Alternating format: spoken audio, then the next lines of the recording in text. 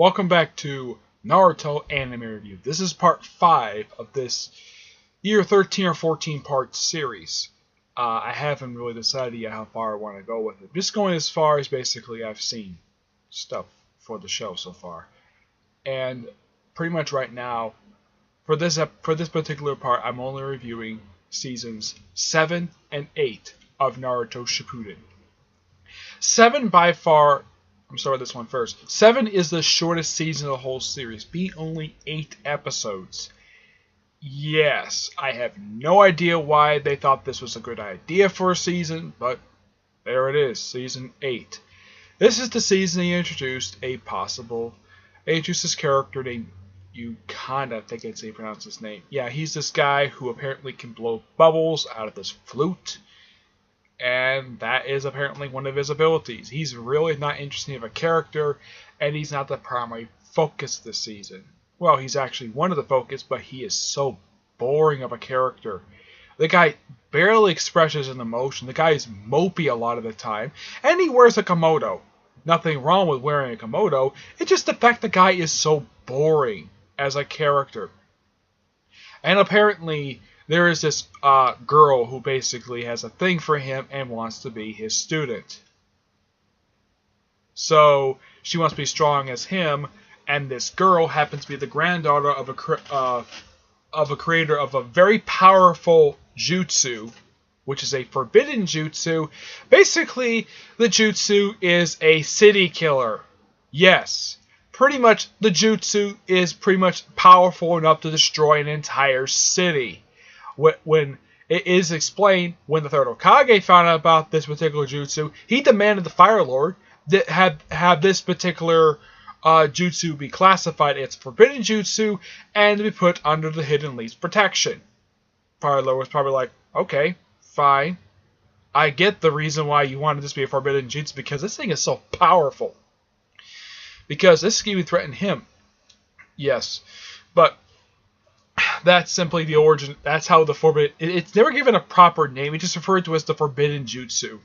But I refer to it as the city killer, because this thing destroys an entire city. Yeah, it's shown in a flashback about this. So Naruto and his team are heading back to the Hidden Leaf Village after the events of the previous season. With the whole thing with Uchiha. But Naruto's team is set up to deal with the forbidden jutsu, while everybody else goes back to the Hidden Leaf Village. And these characters aren't seen again until the start of Season 8. So, Team Kakashi, and of course Yamato, Kakashi's not with them, just Yamato, they pretty much go to this fort to basically keep an eye on this granddaughter, this woman, who I think is supposed to be a teenager. Yeah. And this fort is attacked by bandits. And they decided to flee, and basically he refers to them as Sir Yukanda. I think it's pronounced. I really don't remember how to pronounce this guy's name. And they flee, and he says the reason why he'll do this is because they will pay the favor and allow him to go wherever the heck he wants.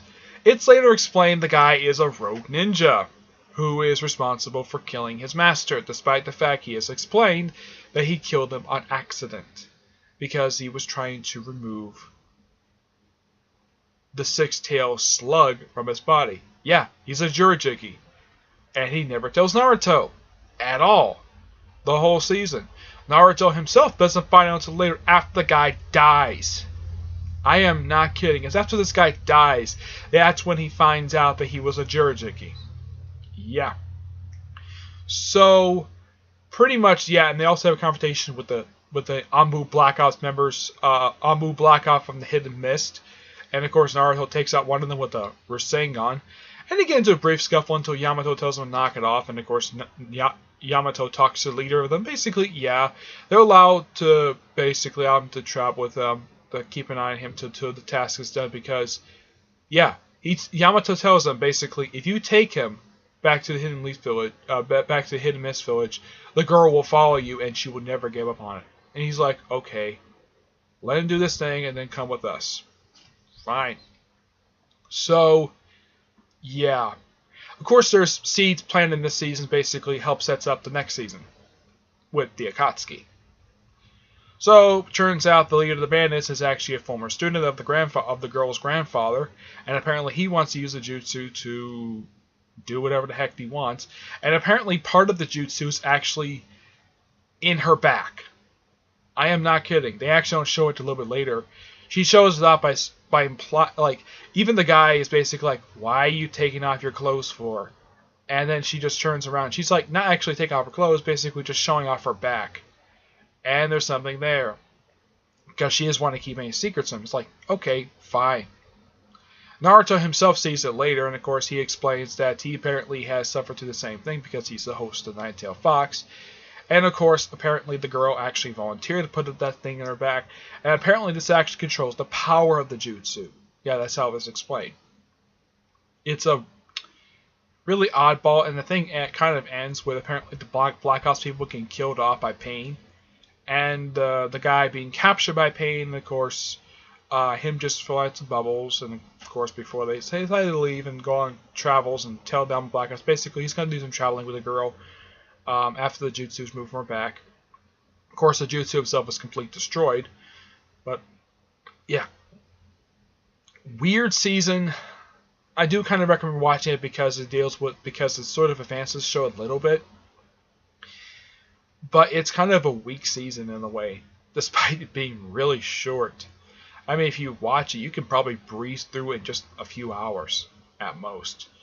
Now moving on to Season 8, a season I have been looking forward to watching once I read up about it. Because this is the season where Pain launches his full-scale attack on a Hidden Leaf Village. Yeah, but before that, the season starts out basically with Naruto seems coming back after the whole thing with the jutsu, and of course, the Yugagi guy, I don't really remember his name. Yeah, his six-tailed slug is trapped in his body, and the guy dies on the spot. Pretty much everybody who's had their tail blades removed from their body dies on the spot. The only one that come back from that is Gaara, because he had one of his village's elders transfer his life force into him so he can live. Yeah. That's simply it. So, he is never mentioned again, and he is not seen again until the events of the Fourth Great Ninja War. Yeah. And Naruto never knows his fate for a while. Yeah, it's later explained that he apparently disappeared, and nobody knew what happened to him. Yeah, nobody bothered to care to go looking for him. Nobody bothered to check on the Anbu Black Ops. Apparently, he's the guy basically who went to go talk to him. Apparently, he's the only one who actually could go and check up on him, tell him what the heck is going on. Yeah, it's like basically the writing for Season 7 was kind of weak. Yeah, giving a very boring character. The girl I thought was an interesting character in herself because they gave her a lot of backstory and a little bit of development. As for him, his backstory is fine, but the character himself is so boring of a character. I don't think the season's weak. It's just that it has some weak characters. Heck, the villain is very weak. Yeah, so he wants to use the jutsu to destroy the village that's nearby for no reason at all. So essentially, the story itself is fine. It's just that the Komodo guy is just a boring character and the villain is very weak. It's not exactly a skippable season per se. I would not recommend skipping it. Just watch it through because it does kind of basically influence the effects of later on in the series. So I do recommend watching it. Now Season 8 starts off with Naruto and his team come back to the Hidden Leaf Village. And they've been there for a little while, and then they're called to Tsunade's office. And apparently, the Elder Toad from Season 6 comes back, and he tells him that Jiraiya he says, so this is the boy this is the boy that Jiraiya boy basically talked about. He says, Pervy Sage talked about me. And apparently he actually kind of likes, he's kind of like, yeah, that kind of does describe him. He kind of doesn't mind the fact that Naruto calls Jiraiya Pervy Sage. But then he tells him Jiraiya had been killed in the Hidden Rain Village. And Tsunade was the one who sent him there. So he lashed out against him and basically ran out. Now, as far as I know, he had never apologized to Tsunade for doing that. Yeah, he never apologizes at all. Later on, when he, yeah, this is something that the show does. They do stuff like this, and they don't follow up on it at all. Yeah, the whole lashing out thing. Yeah, the guy is grieving over his master's death, but come on, could you at least later on at least have the balls to apologize to the woman? Yeah, you've known this woman for like 4 years, and yet you don't apologize to her? What the heck is your problem? Yeah, that's one of the biggest problems with the show. They do stuff like this, and they don't bother to do a follow-up on it. A little bit of a follow-up. Yeah, that's a minor complaint when it comes to the show. The manga, I haven't got this far in the manga. The manga itself, I've only got to at least volume 16, so I haven't got the part 2 yet. So, yeah. So, moving on. So, and they showed Naruto. Apparently, he couldn't sleep, so he gets up in the middle of the night, what apparently looks like about 2 or 3 o'clock in the morning. And apparently, he goes to a 24-hour convenience store, and he apparently goes in there to buys a popsicle. A 2-stick popsicle. And he just sits on a bench. And who just happened to run into him? Is it Shikamaru, one of his other friends? No, it's actually it's his teacher from the Ninja Academy, Iruka. How the heck they knew it was there, I have no idea. Never explained. So basically, just to pass it on. I would have loved it if Shikamaru be the one It would have been better if Shikamaru had been the one to basically to comfort Naruto over his master's death, because Shikamaru has actually experienced that. Though as far as I can tell, Shikamaru does do a little bit, but I think for this particular scene, I think it should have been Shikamaru who showed up to basically console Naruto, to basically sort of talk to him, not Iruka. That's just my honest opinion of how I would have done it. It would have been Shikamaru, or maybe even Ino, or even Choji. Yeah, I would have liked it if Team 8 would talk to him about it, not Iruka. I mean, I get Iruka is supposed to be a good character to Naruto, but I definitely think Team 10 would have been a better choice to deal with this, not Iruka. That is just my complaint about. That's my opinion on the matter. If you have opinion on the matter when it comes to this particular scene, if you have a different opinion, if you think this is right, fine. But in my honest opinion, I think Team 10 should have been the one basically to talk to Naruto about, to sort of basically cheer him up, not Iruka. I don't have a problem with Iruka, it's just that I don't think he's that interesting of a character. I mean, he hasn't been an interesting character since the pilot of the original show, because they haven't done pretty much jack squat with him, and I don't think he's that interesting of a character. That's just my opinion. He's not one of my favorite characters in the show. Excuse me. So, Naruto basically agrees to go to the Toad, Mount Mansaget. I think it's basically the Mountain of the Toads. He basically agrees to go to get training to learn how to use Sage Mode. Okay, and of course also first he talks to the Elder Toad. He talks about prophecy. He gives him like 2 prophecies. One, he will work with an octopus to sort of train to get his tail beast work better, basically. This is later explained to be Killer Bee working with him, which he gives the name Octopus, which he apparently doesn't have a problem with it. And he will confront somebody later on, basically also foreshadowing the rematch in Final Valley with Sasuke. Yeah. So basically, he foreshadows 2 things. He foreshadows what's going to happen in Season 12, and also foreshadowing what's going to happen in Season 20. Which, okay, I like that setup. That's really good on the part of the writers to do when it comes to this guy. Yeah, that's the thing when it comes to this particular Toad. A lot of his prophecies do come true, and he's good for basically setup. He does later come back a little bit later because of the storage Toad, the one who keeps an eye on the seal. Yeah, he comes back a little bit later. I think it's at the end of season. I think it's in the next season he comes back. I think so. I have to look it up. But yeah, so he goes through his training. Everything is going fine. Basically, there's like 3 steps to this training. Apparently, the first step involves meditation and basically being soaked in the toad oil. And of course, the Elder Toad basically is there to sort of smack him whenever he tries to break out. Okay, fine. There's at one point he tries to continue smacking him because he's breaking out. But it turns out actually the reason why he looks that way is because he's beating him up. And this happens frequently. And then of course then he tries it. The second step was to try without the... There's actually about 4 steps. Pretty much the third step, the second step, is just to do it without the toad oil. Which eventually does succeed. Of course he also uses shadow clones to sort of speed up the process. Which it's the same thing he used to learn the Rasengan Shuriken move. So yeah, he's using a similar technique he used previously to learn a previous jutsu. So good job to reusing that thing, which this is something I don't mind, reusing something that's been successful before, so reuse it again. And then of course he undergoes the next sort of meditation, basically sitting on a piece of plywood on top of a giant poker mountain thing.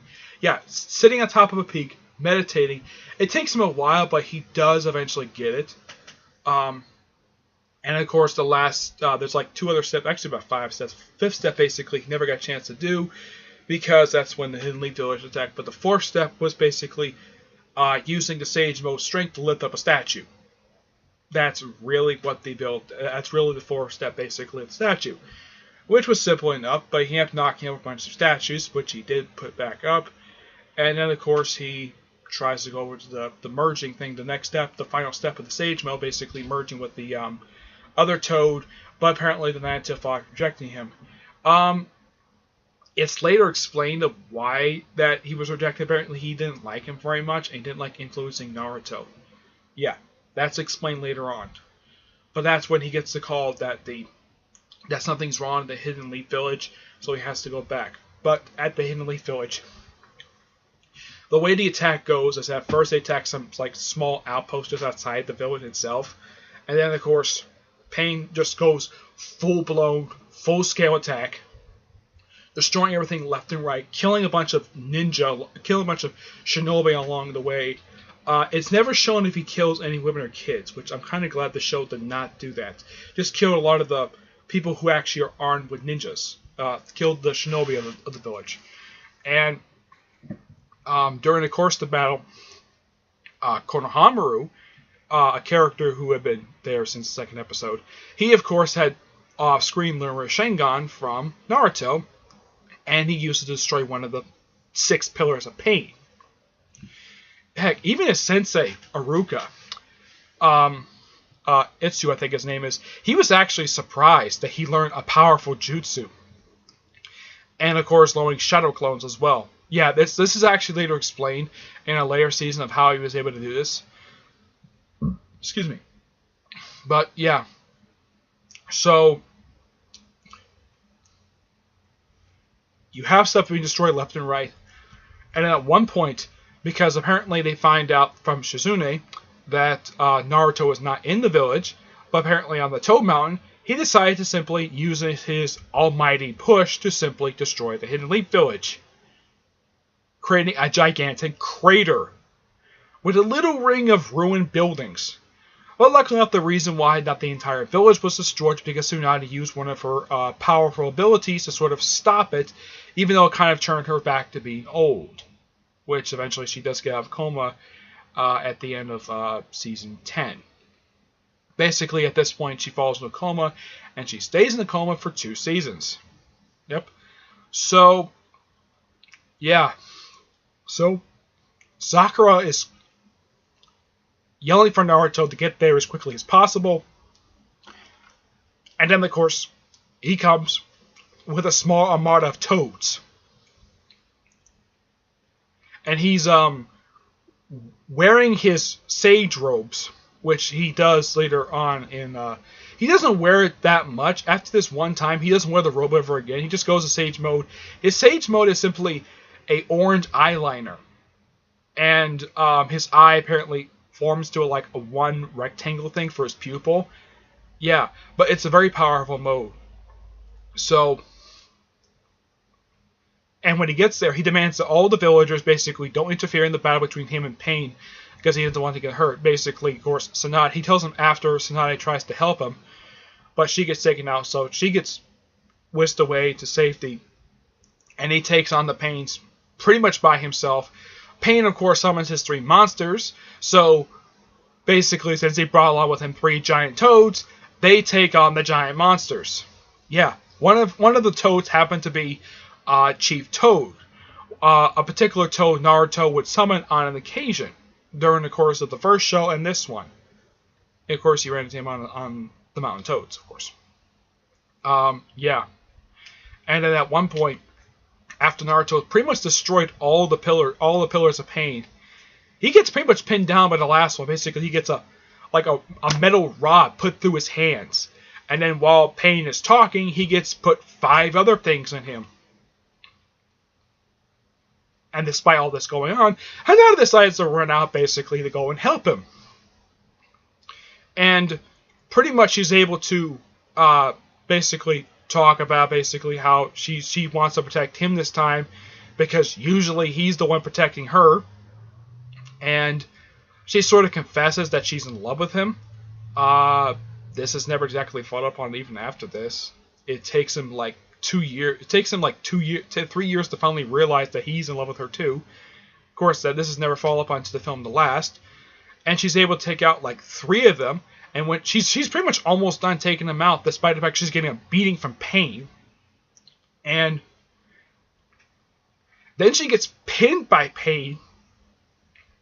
Of course, also while she's doing this, she has developed the ability off screen while training with Neji. She uses her gentle fist, forms as like this fire tiger thing basically, and uses it to smash those rods to get them out of Naruto's body. She managed to destroy about 4 of them before she's taken. She's almost done. She's basically trying to take out the ones that's in Naruto's hands, but then she just is whisked away using universal pull. Basically, its ability to pull, it's kind of like the Force in a way, pulls her to the 6th pillar of Pain, and then he stabs her. Naruto gets mad, turns into the tail beast form. Not like the tail beast form that he turns later on, not the one he turns orange. This is the red form, the one he cannot control. Killer Bee is later shown for doing this too, and he actually can control in this form. Naruto cannot. Basically, he's unstoppable. And when the first Hokage's necklace tries to stop him, pretty much under this form, of course Naruto has no idea what's going on, he pretty much takes the necklace and he smashes it with his hand. And then, of course, he drags Pain out of the village, also destroying part of the village as well.